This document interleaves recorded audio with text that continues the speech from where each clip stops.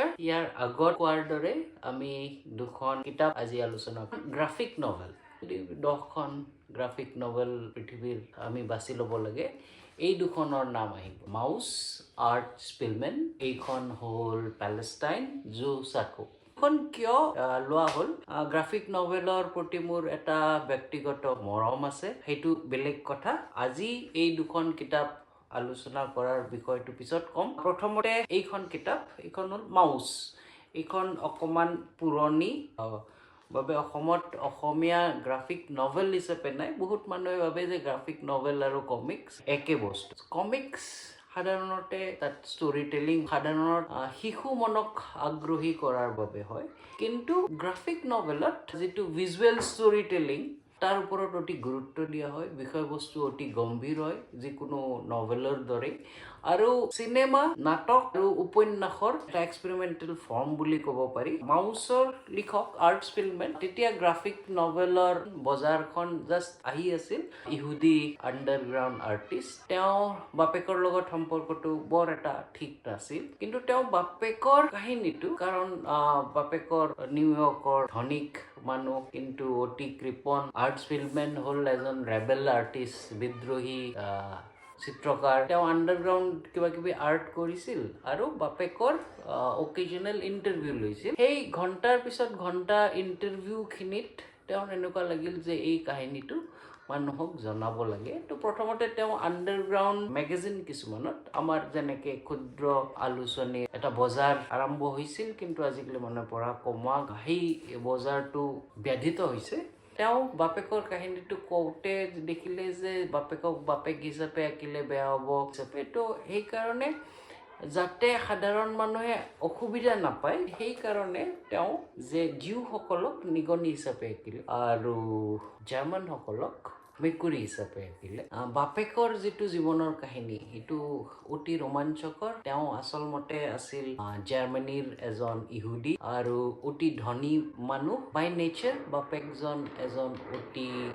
চতুৰ মানুহ আছিল এই ধনী মানুহবিলাকক যেতিয়া লাহে লাহে ডিহিউমেনাইজ কৰা আৰম্ভ কৰিলে জাৰ্মানসকলে তেতিয়া বাপেকে অতি চতুৰামি কৰি কেইদিনমানটো বাছিল কিন্তু অৱশেষত মাক বাপেক সকলোকে ধৰি অছউইক্সত লৈ গ'ল কিন্তু অছউইক্স পোলেণ্ডৰ অছউইক্সৰ কথা আমি সকলোৱে জানো কিমান নৰসংহাৰ হৈছিল আৰু অতি দুৰ্ভিক্ষতাৰ মাজতো তেওঁৰ স্মাৰ্টনেছৰ বাবেই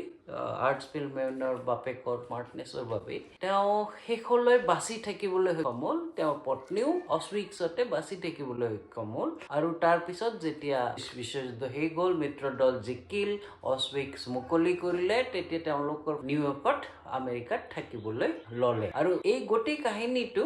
যিহেতু আৰ্ট স্পিলমেন তাৰ পিছত জন্ম হোৱা গতিকে তেওঁ নাজানিছিল গতিকে সেই কাহিনী বাপেকৰ লগত ৰিলেশ্যনটো এক্সপ্ল'ৰ কৰিবলৈ এই মাউসখন লিখি প্ৰথমতে কমিক ষ্ট্ৰিপ হিচাপে তেওঁৰ প্ৰকাশিত আণ্ডাৰগ্ৰাউণ্ড মেগাজিনত ওলাল অৱশেষত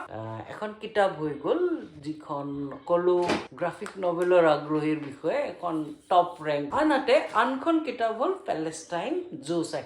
জো সাকোজ এজন ইণ্ডিপেণ্ডেণ্ট জাৰ্নেলিষ্ট আছিল তেওঁ প্যালেষ্টাইনতনো কি ঘটি আছে এই ইয়াছাৰ আৰাফাটৰ সময়ত কি ঘটি আছে তেওঁ গ্ৰাছৰুট ৰিপৰ্টিং কৰিব ইজৰাইল গ'ল তাৰপিছত ইজৰাইলৰ পিছত পাৰ্মিশ্যন লৈ প্যালেষ্টাইন গ'ল আৰু প্যালেষ্টাইনত দেখিলে যে প্যালেষ্টাইনী মানুহবিলাক যি ভূমিপুত্ৰ তেওঁলোকৰ ওপৰত কেনেকুৱা ধৰণৰ অত্যাচাৰ চলি আছে ইহুদীবিলাকৰ দ্বাৰা মাউসত কাহিনীটো শেষ হৈছিল বাপেকৰ মৃত্যু আৰু তেওঁৰ পুতেকৰ বাপেকৰ লগত ৰোমান্থন কৰা গতিকে যদি উপন্যাস কাহিনী হিচাপে পঢ়ো তেতিয়াহ'লে ডেফিনেটলি এটা উপন্যাস ধৰ্মিতাও কিন্তু প্যালেষ্টাইনত জো সাকো কি অবজাৰ্ভ কৰিলে তেওঁ ভাবিলে যে এইটো কমিক ষ্ট্ৰিপ হিচাপে মই লিখিব লাগে তেওঁ নিজে এজন কেৰেক্টাৰ আৰু তেওঁ কি অনুভৱ কৰিছিল তেওঁ যিটো দেখিলে on first hand not as an article but as a comic strip আৰু ডকুমেণ্টাৰী ধৰ্মী এখন গ্ৰাফিক নভেল ভূমিপুত্ৰসকলৰ কি দুৰ্দশা যিসকলে কৰিছে সেইটো দেখা পায় আৰু অৱশেষত তেওঁ গুচি আহে কিন্তু ending is a bit vague ইয়াৰ শেষটো বৰ ভেগ আছিল কি হ'ল কি নহ'ল কিনো হ'ল সেইটো ভাবিবলৈ মই বহুতবাৰ ৰেডিট আদিত পঢ়িছিলোঁ যে আচল মতেনো জো চাকোৱে কি ক'ব বিচাৰিছে শেষত কি হ'ল এই দুয়োখন কিতাপ পঢ়া মোৰ 5-6 বছৰ হৈ গ'ল যিহেতু এইটো ৰিয়েল টাইম ৰিপৰ্টাজ আৰু পেলেষ্টাইনত কিছুদিনৰ বাবে কিছু শান্তি আহিছিল কিন্তু অৱস্থাটো সেই একেই আছে আৰু আজিৰ দিনৰ পৰিস্থিতিত মই দুখন কিতাপ কিয় বাছি ললো 20s 30s জাৰ্মান সকলে ভাবিছিল যে আমি দেশক বচাবলৈ হলে জাতিটোক বচাবলৈ হলে ইহুদি বিলাক আমাৰ আমি সিহঁতক পৃথিৱীৰ পৰা ফাইনেল সলিউশন কৰি মাৰিব তাৰপিছত দ্বিতীয় বিশ্বযুদ্ধ শেষ হ'ল সকলোৱে এই আইডিয়াটো অগ্ৰাহ্য কৰিলে ইভেন জাৰ্মানী আজিলৈ এই আইডিয়াটো এটা জাতি আন জাতিতকৈ ভাল এই আইডিয়াটো আজিও জাৰ্মান সকলে অগ্ৰাহ্য কৰে তাৰপিছত ইজৰাইল হ'ল এইটো এটা বেলেগ কাহিনী আৰু ইজৰাইলী সকলে আকৌ সেই নালাগে বুলি বহুত দিনৰ পৰা ভাবে আৰু যি আমেৰিকান বিলিয়নাৰ্ছ সকলৰ হাইট আৰু সেই সময়ৰ ব্ৰিটিছ সকলৰ সহায়ত ইজৰাইল স্থাপন হ'ল এইটো ঠিকে কিন্তু ইজৰাইল কেনেকে স্থাপন হ'ব লাগিব আৰব বিলাকৰ কি হ'ব সেই সমস্যাটো কোনো কথা নাপাতিলে যেনেকে সময় আগবাঢ়ি এইখন কিতাপত যে মেকুৰী বিলাকে যেনেকৈ আমি যদি হিউমেন ফিলিংছ বাদ দি এনিমেল ইনষ্টিঙত গুচি যাওঁ মেকুৰীয়ে যেনেকৈ নিগনিৰ ওপৰত অত্যাচাৰ কৰে ঠিক তেনেকৈ যেন